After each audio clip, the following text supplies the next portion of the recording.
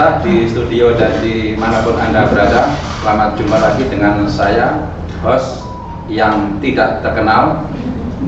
Kali ini kita ada di acara, saya belum tahu juga, saya tanyakan kepada para pemirsa di studio, acara apa ini? Kalau ada yang suka teh gimana? Kopi dan teh. Bisa diganti teh. Atau kita kasih acara ini, Bincang Pagi. Setuju? Setuju. Kita bertemu lagi dalam acara Bincang Pagi PA Terenggalek. Baik, topik kita untuk pagi ini adalah berkenaan dengan zona integritas. Yang pertama, apa itu integritas? Atau apa itu zona integritas? Dua, bagaimana zona integritas itu? Dan yang ketiga, apa tujuan daripada zona integritas? Pemirsa di studio dan di manapun Anda berada, telah hadir di samping saya Bapak Ketua Pengadilan Agama Terenggalek, Bapak DRS A. Zahri, SH MH. Tidak ada DRS-nya. A. Zahri, SH MHI lah ya. Ya, oke. Baik, Assalamualaikum Pak Ketua. Waalaikumsalam, host yang belum terkenal.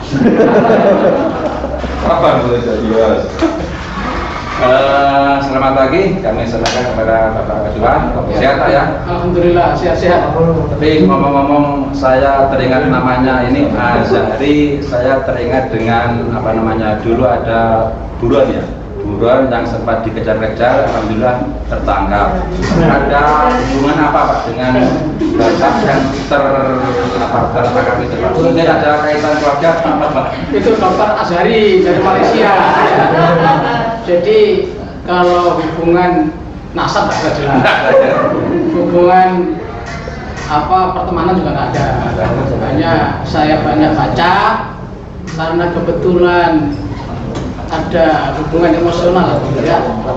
Dulu yang merekrut Azhari itu orang Lamongan, ya namanya Mukhlas. Ya, karena Mukhlas kan bikin pondok di sana. Bapak asli Lamongan Pak ya? Iya, Lamongan. Lahir, besar dan di Lamongan. Kalau di PA Terenggalek sudah berapa lama Pak? Ya mulai Maret 2020 ya. 2020. 1 tahun setengah. Pak ya. Kalau ngomong-ngomong ini ngomong masalah pribadi dulu sebelum masuk kepada zona integritas, Bapak anak atau putra berapa Pak? Saya putra yang pertama hidup. Bukan anak yang dilahirkan dari istri. Oh, anak saya 6. Ya, masih 4. Yang nomor satu meninggal waktu masih kecil.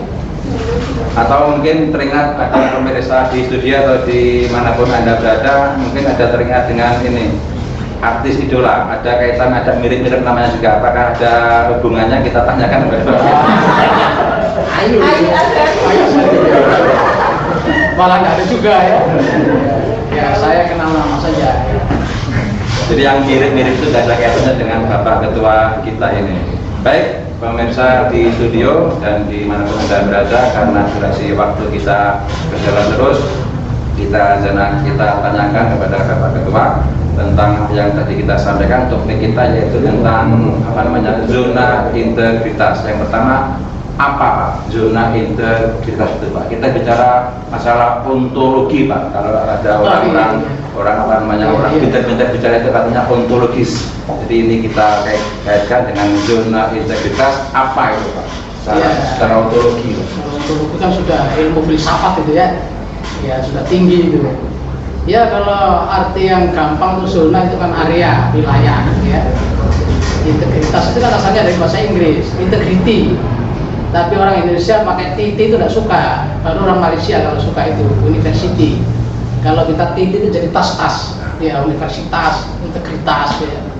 Jadi kita bahasa Indonesianya integritas. Itu dari kata integrity itu kesatuan ya, keutuhan. Jadi yang disebut integrity itu satu kesatuan. Maksudnya kalau zona integritas kita lihat dari integrity dulu, integrity personal. Itu adalah kesatuan antara batin dan lahirnya, antara isi hati dan omongannya itu nyatu, antara omongan dengan amalan, perkataan, perbuatan itu satu. Kalau sudah menyatu, orang itu apa yang diomongkan, apa yang dibicarakan dengan kelakuannya itu sama, itulah orang yang berintegritas. Kalau kaitannya dengan ini Pak, dengan manajemen kantor, integritas itu apa? Mereka mendetarkan dengan wilayah zona tadi, integritas yang kalau kita baca peraturannya bahwa program zona integritas itu kan terkait dengan reformasi birokrasi.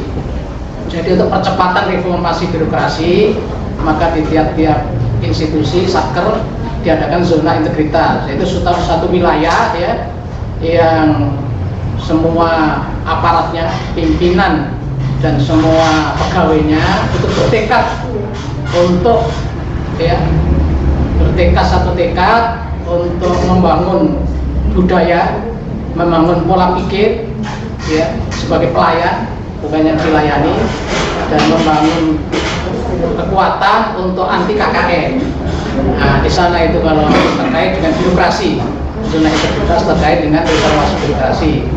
Jadi membangun satu wilayah yang anti korupsi ya dan memberikan pelayanan yang betul-betul excellent, prima.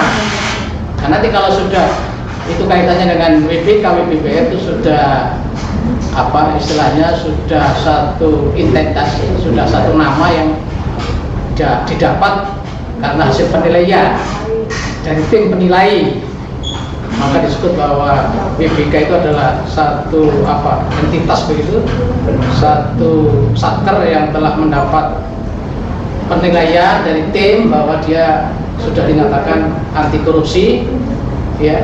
Kalau WBK, kalau WBBM wilayah birokrasi bersih melayani sudah memberikan pelayanan yang prima. Terima kasih Pak. Untuk yang terkait itu, jadi yang untuk ini zona integritas, berarti kita membangun integritas di PA Trenggalek gitu Pak ya? Ya, secara institusi. Kalau boleh tahu Pak, jumlah pegawai di PA Trenggalek berapa Pak ya? Ya, kalau semuanya termasuk honor itu 31. 31 itu orang. 11-nya. Apakah sulit Pak membangun zona integritas di antara katakanlah 31 itu kalau kita lihat cuma sedikit. Iya. Di antara instansi lain mungkin itu sedikit. Apakah sulit Pak membangun zona integritas di wilayah yang pegawainya cuma 31? Ya, sebenarnya gampang-gampang susah lah ya. Ya tergantung dari sudut mana kita melihat. Kalau pengalaman selama ini sebenarnya ya ada suka dukanya. Jadi meskipun hanya sekitar 31 orang, namun itu merubah pola pikir, merubah budaya juga tidak mudah. Tidak bisa bin salabin, karena merubah pola pikir, merubah budaya itu harus melalui pembiasaan, ya, mulai pembiasaan sehingga bisa masuk dalam hati, sudah menjadi milik pribadi, maka disebut juga kepribadian. Kepribadian itu sesuatu yang sudah menjadi milik pribadi. Jadi untuk menciptakan bahwa pegawai itu tidak telat, misalnya masuk tepat waktu, itu saja butuh waktu. Karena itu pembiasaan sedikit demi sedikit. Untuk merokok di smoking area juga tidak mudah, karena itu perlu waktu membiasakan teguran. Kamu mau merokok di sini, di sana merokoknya. Itu baik, Pak, ya. Jadi memang gampang-gampang susah. Nah, selain itu Pak, antara kaitan susahnya itu kan sesusah apa integritas di PA Trenggalek ini sampai ada program dibangun seperti itu. Terus nanti yang dibangun itu apakah dipecah-pecah, apakah ada pembidangan atau mungkin disebut area atau langsung action dengan merubah karakter itu? Ya, sebenarnya susahnya itu karena membangun karakter ya, membangun integritas itu tidak bisa dalam waktu yang cepat. Untuk waktu itu saja susahnya ya. Kemudian karena pembangunan zona integritas itu merupakan akselerasi dari reformasi birokrasi dan akan dinilai, maka telah ditentukan untuk penilaian itu ada area namanya pengukir, area proses yang ada 6 itu. Jadi untuk mempermudah pembangunan 6 itu berjalan, maka dibuat area-area, kemudian ada timnya ya, ada koordinator, ada anggota-anggota. Apakah itu ini Pak dicanangkan dulu atau tiba-tiba langsung diadakan gitu Pak? Ya tentu dicanangkan dulu. Dicanangkan. Kalau rencananya sulitnya di PA Trenggalek kapan? Oh, itu sudah lama, sejak 31 Januari 2019. Saya belum di sini. 2 tahun Pak ya? Iya. Belum kelar juga zona integritasnya. Itu masih zaman ketua yang dulu, bahkan bupatinya juga sekarang sudah jadi wakil gubernur. Enggak, sulitnya itu memang karena penilaian atau karena memang faktanya Pak? Saya rasa kedua-duanya. Kalau faktanya itu karena tidak bisa instan, harus graduate gitu, tahap demi tahap.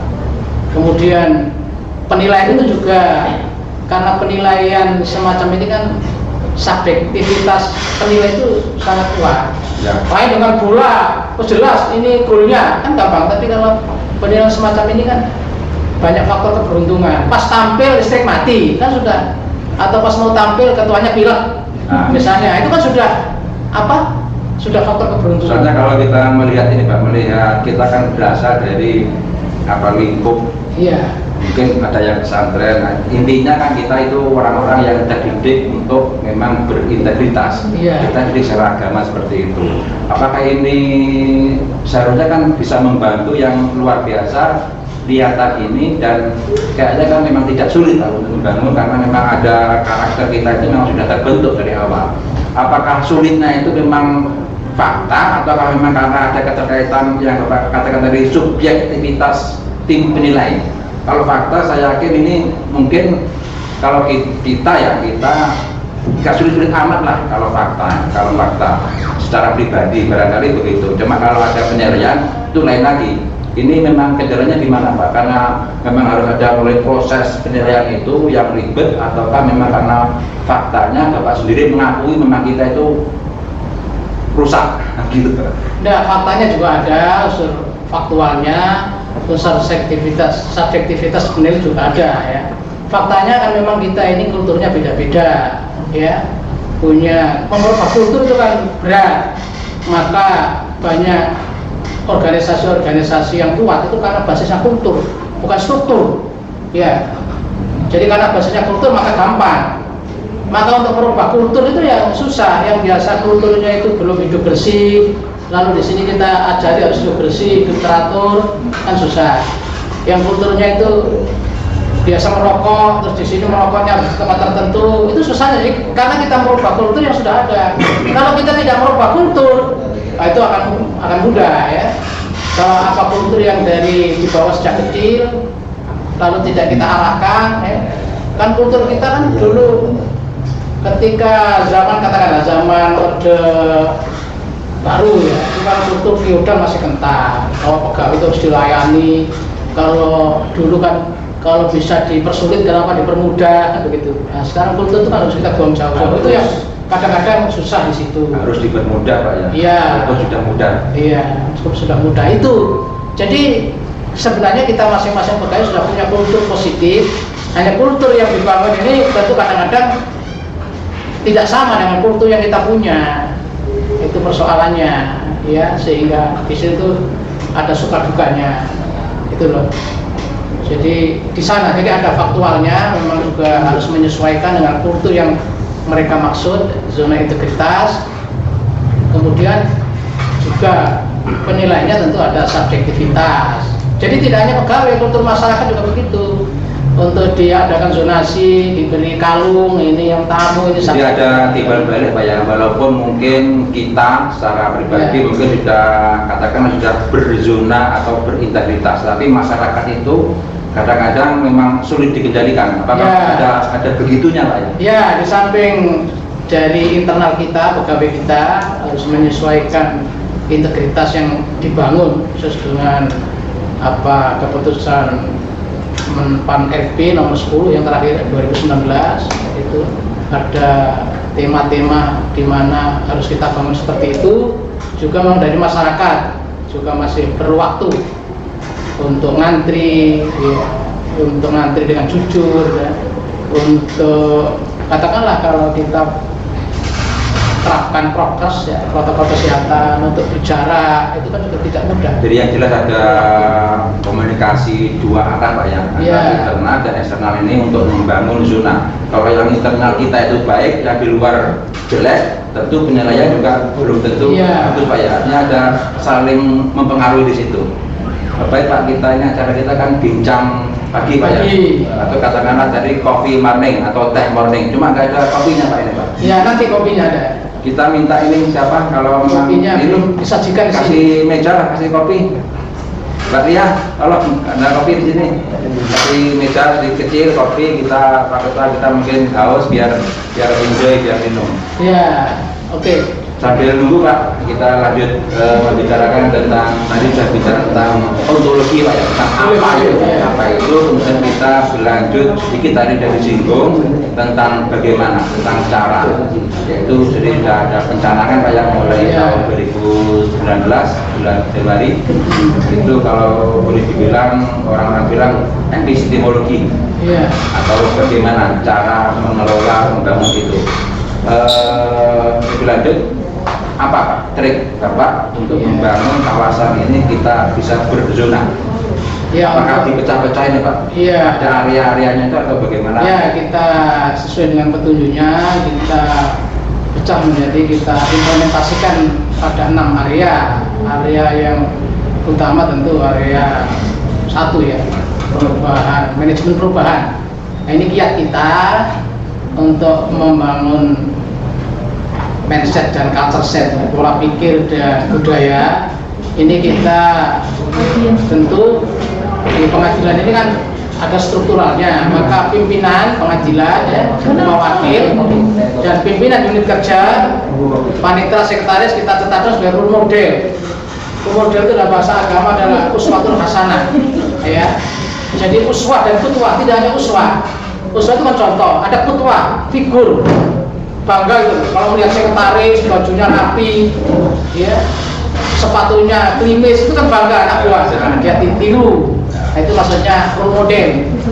Kemudian untuk memperkuat juga kita ada agen perubahan, manusia-manusia pilihan ya, pegawai-pegawai yang punya kinerja bagus, kita pilih untuk bisa mempengaruhi temannya, supaya mereka berubah, mereka lahir inisiatif baru. Jadi agen perubahan sebagai inisiator, sebagai pelopor, juga untuk melahirkan inovasi-inovasi, sehingga dari role model dan agen perubahan ini kita harapkan akan berubah mindset dan culture set pengadilan agama, aparat pengadilan agama. Itu yang area pertama Pak ya, itu area perubahan, intinya ada suatu hasanah dari atasan ya. Karena kita mungkin perubahan menjadi contoh, di atasan jadi contoh, role model, dan nanti ada pendorong, perubahan.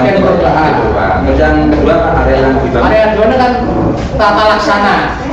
Tata laksana itu kan diharapkan zaman sekarang ini bahwa semua kantor ini, kinerja kantor ini harus dengan elektronik, maka dikenal semboyan e-government. Nah, kita sudah kenal e-government, pemerintahan yang berbasis teknologi. Ada e-office, ya, kantor yang berbasis teknologi. Nah, di Pengadilan Agama Trenggalek ini betul-betul kita perhatikan itu penggunaan elektronik ini, ya, IT, betul-betul. Jadi kita sudah berupaya menerapkan semua inovasi-inovasi dari pusat, ada 11 inovasi dari Badilak, dari satker-satker terkait, dari KPPN, dari satker-satker lain. Kita coba, kita menggunakan elektronik semua, cara kerja kita. Jadi yang manual kita tinggalkan. Itu yang pertama. Di samping itu, karena tata laksana ini harus ada prosedur yang jelas, maka kita ciptakan SOP. Jadi kita review SOP yang dari pusat, kita selaraskan dengan yang real di sini. Jadi bahkan kita buat SOP baru. Itu di area 2. Terus ini Pak, area 2 itu kan namanya e-office, digitalisasi atau komputerisasi layanan itu Pak ya. Sejauh mana itu berpengaruh pada zona integritas? Apakah ini mendukung atau cuma biasa saja, cuma ikut tren gitu Pak? Ya, tentu mendukung. Jadi kalau antrian perubahan yang dibangun itu Pak, yang mempengaruhi enggak dengan pola yang dulu orangnya itu lemot atau mungkin sering minta jasa dari layanan. Kalau adanya e-office itu apakah terhapus semua yang itu Pak? Ya, pelan-pelan tentu kita akan benahi itu dengan e-office, dengan antrian sidang, maka bisa tertib. Dengan PT OSP online yang semula PTS kali Pak ada meja datang karena dengan misalnya antrian sidang, ya orang sidang itu akan mengantri sesuai dengan kedatangannya atau antrian tiket, ya. Kemudian dengan adanya SOP, pegawainya akan betul-betul menepati SOP. Bahkan kalau tidak tepat sesuai dengan SOP, kita punya layanan namanya apa?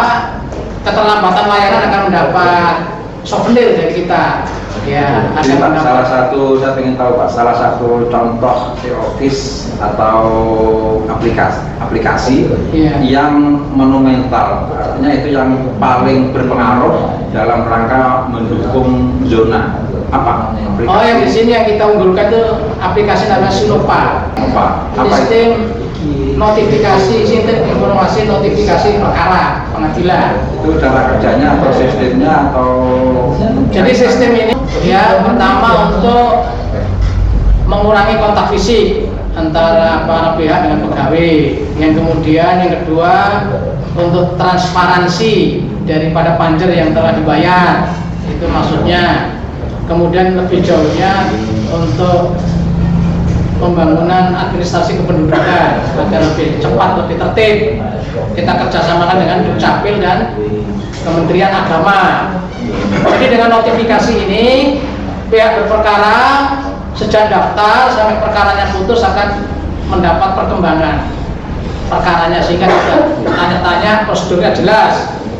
Misalnya setelah sidang pertama, kemudian para pihak datang adalah agendanya mediasi, maka dia akan mendapat notifikasi bahwa sidang berikutnya adalah laporan hasil mediasi. Begitu seterusnya, sehingga pihak ini jelas mengikuti proses perkaranya ini tidak gelap tapi terang. Oh, proses perkara saya begini, nanti sidang sekian putus. Jadi itu sudah diterapkan berapa lama Sinova itu? Ya kira-kira sudah 2 bulan itulah. 2 bulan ya, Sinova ini lebih atau 2 bulan kurang nih Pak? Ya kayaknya sudah lebih. Itu kan Sinova itu kan merupakan pengembangan dari dulu Sinaga. Ya, Sinaga. Ya mungkin karena terlalu apa ya? Terlalu besar. Nakal itu ya. Nakal. Terus dirubah namanya Sinova. Ya, menakutkan itu.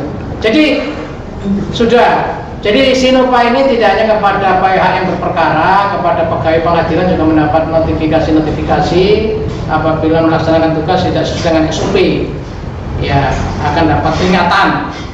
Misalnya saya sendiri kalau membuat PMH itu lebih dari 2 hari sudah dapat peringatan itu. Ya. Karena sekarang ini cepat, jadi begitu perkara itu masuk langsung kita baca, langsung kita PMH, cepat sekali itu. Kalau zaman dulu itu terlalu cepat. Nah, sekarang harus cepat begitu. Pemirsa, ini gitu untuk ya? yang penonton di studio atau di Kita minum dulu. di mana Anda berada, aplikasi unggulan dari pihak Trenggalek adalah Sinova. Mohon maaf, mungkin ada nama yang namanya Nova atau Nova, kita pinjam namanya Sinova. Jadi bukan ini kita angkat nama-nama untuk yang mungkin ada yang nama Nova atau Nopal lah, yang mirip itu kita pakai namanya aplikasi Sinova, notifikasi perkara, sistem informasi notifikasi perkara pengadilan agama. Gak ada Trenggalek namanya? Tidak ada. Umum ya. Baik, itu Pak untuk area yang kedua Pak. Kalau untuk area yang ketiga untuk menggenjot program atau pembangunan zona integritas itu apa Pak? Ya, area 3 ini soal penguatan manajemen SDM. Yang jadi unggulan kita bahwa disinyalir penempatan SDM itu kurang sesuai dengan kompetensinya. Padahal aturannya kan gitu, sehingga ada mutasi internal. Yang satu dipindah ke sini supaya berjalannya pelayanan lebih cepat. Atau dipatenkan? Ya, berkala nanti. Mungkin setiap 1 semester akan kita lihat apa para petugas itu dalam memberikan pelayanan. Jadi ada kemungkinan nanti kan ada rolling lagi. Atau kita usul ke PTA. Pegawai ini dipindah ke sini juga sudah kita usulkan sesuai dengan putusan atau pertimbangan Bapak Tersangka. Itu dalam rangka penguatan SDM. Kemudian kita dorong pegawai-pegawai ini untuk mengikuti diklat-diklat, ya, karena sekarang diklat itu online, senantiasa diumumkan di web, dipersilakan daftar, dia diklat ini. Nah kemarin Pak Panitra juga ikut diklat mediasi. Jadi ternyata ada mediasi bukan hanya hakim, Pak Panitra juga ada semacam monitoring daripada apa namanya sirkulasi atau mungkin pemutaran giliran. Ya. Kerja itu ada di monitor sejauh mana perkembangan dari pegawai kapasitasnya, kemudian nanti kalau memang kurang di rolling lagi gitu Pak. Ya, tidak hanya pegawai, majelis juga begitu. Kita gandeng-gandeng supaya cepat ini dengan ini cepat gitu. Oh, jadi semuanya ya dari pegawai. Jadi majelis juga akan sering kita perbarui susunannya, persidangannya. Nah, apalagi kalau ada pejabat baru, yang bapak ini cocoknya di mana supaya bisa cepat kan gitu.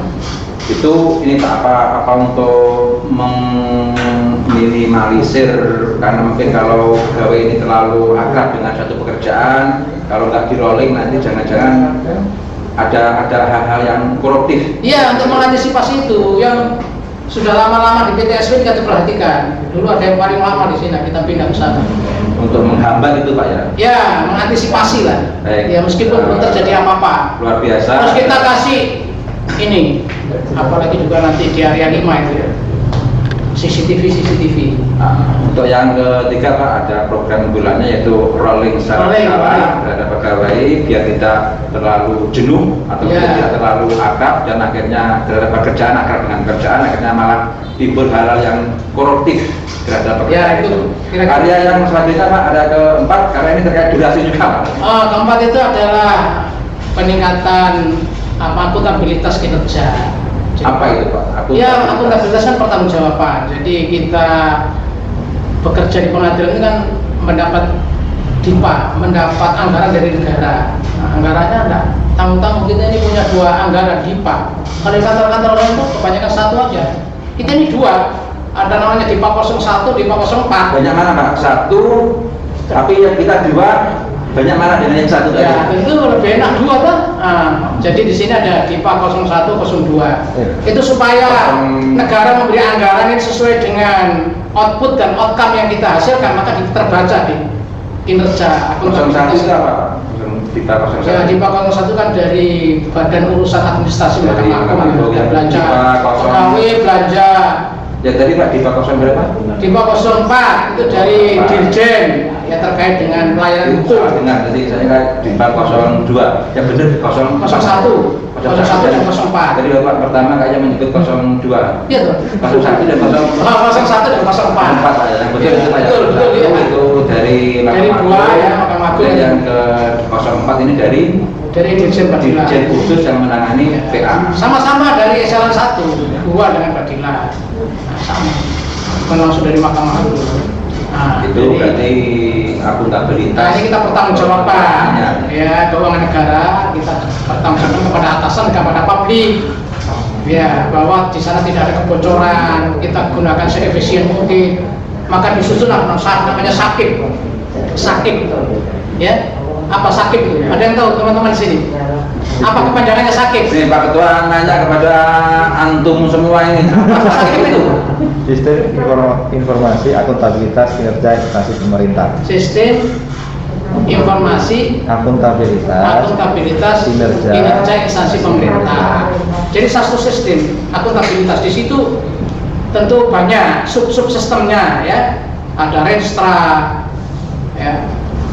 Renstra itu rencana strategi selama 5 tahun ya, ada rencana kinerja tahunan ya, nanti ada untuk mengukur itu keberhasilan namanya IKU, indikator kinerja utama.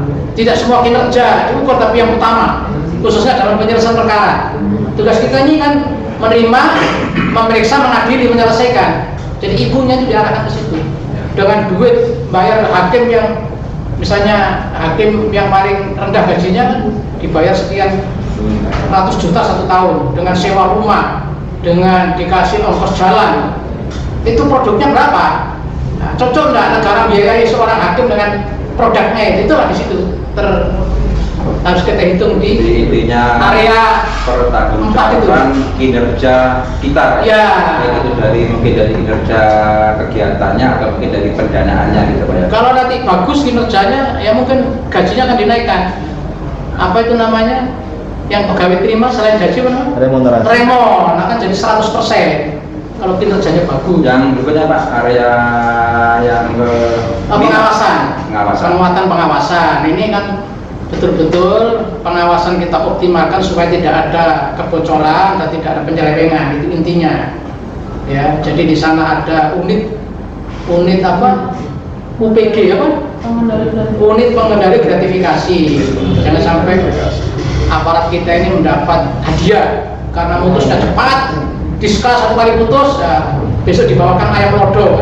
Nah, kita cegah itu kan namanya gratifikasi. Ya, atau karena di pelayanan sing cepat, lalu Dek terima kasih Dek, dikasih uang 10.000 misalnya. Nah, itu gratifikasi namanya.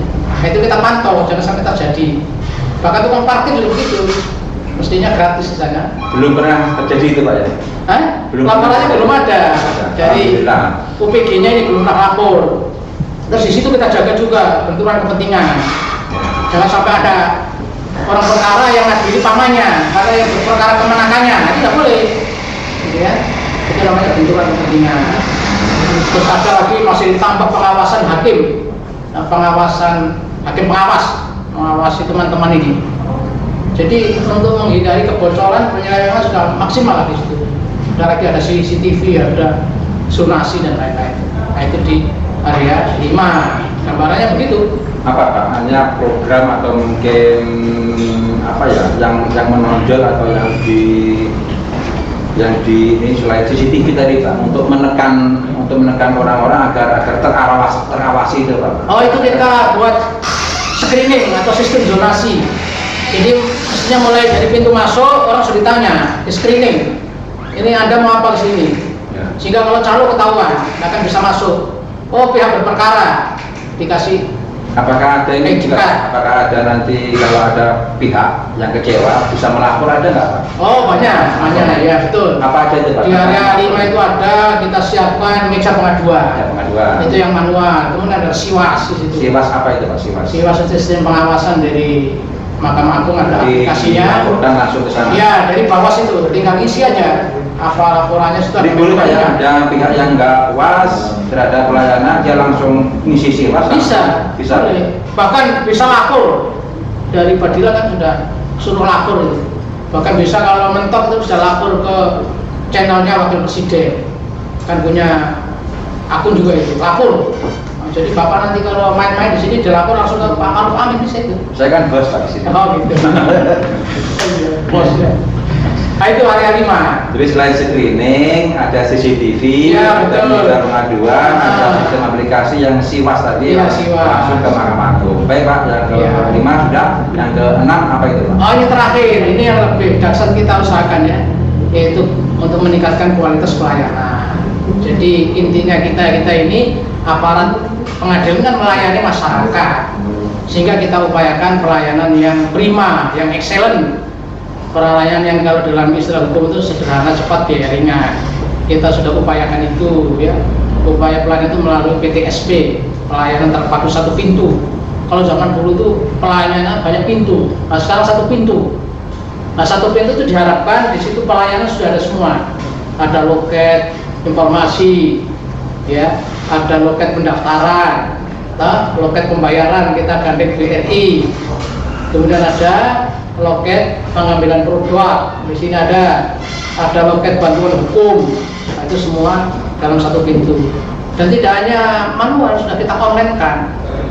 Mereka bisa akses informasi melalui PTSP online. Mereka bisa mendaftar perkara, tidak datang ke sini melalui gugatan mandiri. Nah, pokoknya sudah upaya memberikan pelayanan yang sebaik-baiknya itu sudah ada. Bahkan jam istirahat pun kita layani, namanya Jamila. Jam istirahat tetap melayani, ya. Kemudian senantiasa kita upayakan bahwa aparat pelayanan itu betul-betul menguasai bidangnya. Ya, Jam istirahat tetap melayani. Iya, jam 12 ya 00 sampai jam 13.00 kan istirahat. Tapi ada satu orang yang masih piket. Justru berpikir begini Pak, apakah itu tidak merugikan pegawai kita Pak? Kalau jam istirahat masih disuruh melayani, ataukah memang ini kerelaan dari pegawai kita untuk meningkatkan layanan, atau malah justru nanti jalannya ada keluhan, jadi itu malah merugikan mereka? Oh yang jelas ini tumbuh dari bawah, dari mereka sendiri, mereka piket. Jadi ketika pelayanannya misalnya 4 orang, ya piket 1 orang, mengantisipasi barangkali ada orang-orang yang tergesa segera meninggalkan tempat, segera minta pelayanan, bisa kita layani. Jadi memang tujuannya itu walaupun jam istirahat para pihak tetap terlayani, karena kita ada sistem jaga Pak ya, jaga piket yang itu tidak merugikan pegawai kita. Tidak, itu inisiatif dari bawah, kita tidak pernah memerintah.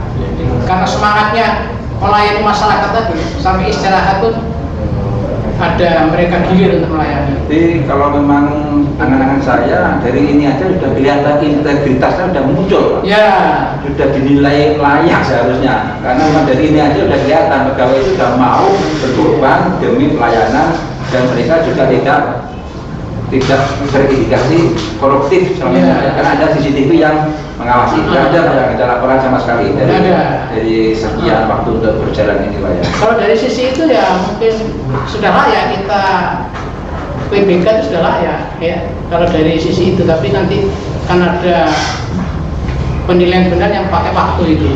Kayak di situ lah ada faktor keberuntungan tadi. Ada semacam nanti. Iya, pas misteri shopper kesini mungkin. Apa itu Pak misteri shopper? Nah, misteri itu kan rahasia, shopper itu kan orang yang belanja, shopping. Jadi misteri shopper itu pembelanja yang rahasia, artinya mata-mata gitu. Itu kan dari bahasa Inggris, misteri shopper.